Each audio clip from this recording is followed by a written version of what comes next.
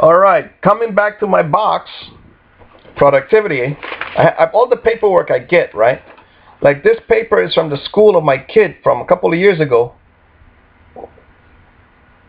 Maybe it was, yeah, last year. It says, we are pleased to be a part of your child's life. Your child's success, responsibilities. The school will provide the highest quality teaching staff available. Monitor the child's progress through all means available. Be consistent with a positive attitude. Have high expectations for all staff and students. Encourage and give positive reinforcement. Be there for all students. Communicate with parents on a regular basis. And this is the kicker. Dress in a professional manner.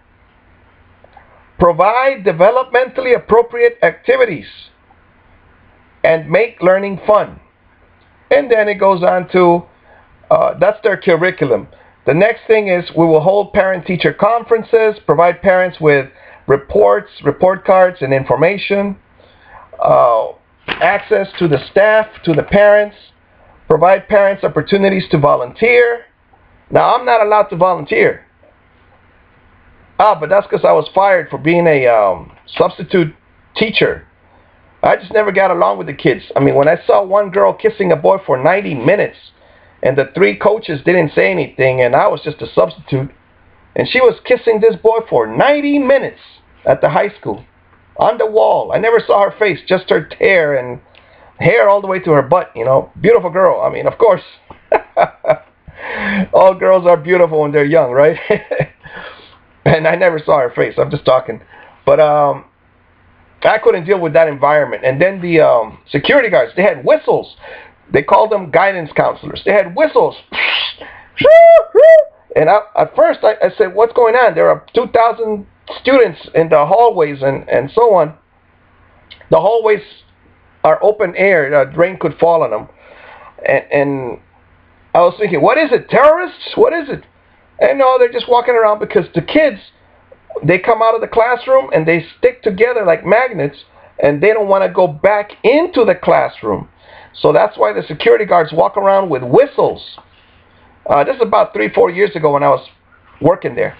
And they blow these whistles to make the kids separate. Because some of them kiss or whatever, like they're in the stairs kissing and they're not going to move. You know, they're just not moving. So I went around them. I don't say anything because I already wrote up so many referrals in the classroom. You know, disruptive behavior. Like one of them would say, why don't you go to Vietnam? And the other one answers, stupid, that war is over. No, it isn't. And then they get into, the war that we have now is Iraq. Why don't you go to that one? And the teacher's right there. And I say, no, he actually looked at me because they were talking while the teacher is teaching. And the teacher said, you could write them up if you want to. But I already had been through that experience. I written up, the lady after school, she said to me, don't write up, look, all the other substitutes are gone. It's 3 o'clock. And you are giving me so much work with all this paperwork. I'm like, oh, okay. And I have to write it out, you know. One of them threw paper at me, and then I found out it was the girl, but I sent all 5 of them out. I knew it was from that direction. It was like 4 boys and 1 girl, so it ended up being the girl that threw the paper at me. Crumped up paper. And then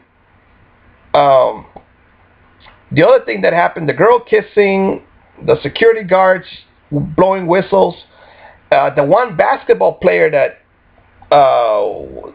I said, how many went in the closet? Because 90 minutes, these classes were long. I went in there, I was sitting at my desk and I opened the door, and there was a huge guy choking out a smaller guy. I'm just teaching him a lesson, he said. Well, first he said, it's not what it looks like, because I looked at their pants to see what they were doing. It's not what it looks like. And then I said, let him go or I'll pull your ear. You know, a humongous guy like this, I don't know, 7-footer, I don't know. I'm 5'10". But he knew I was bluffing because I remembered that what they taught us at at the substitute training for 3 days. They said, don't touch the children, don't touch the children, don't touch the children. You know, you're going to get fired or you actually go to jail. Don't touch the children. So I'm like, ugh, but he's choking out the other guy. So I let him choke it out. I ran around the room, but I couldn't find the button. So I ran to the next teacher, the German teacher, and he called the security guards. But the guy was passed out. Luckily, he woke up 7 minutes later, you know. But I was like praying all the time. And then I wrote it up.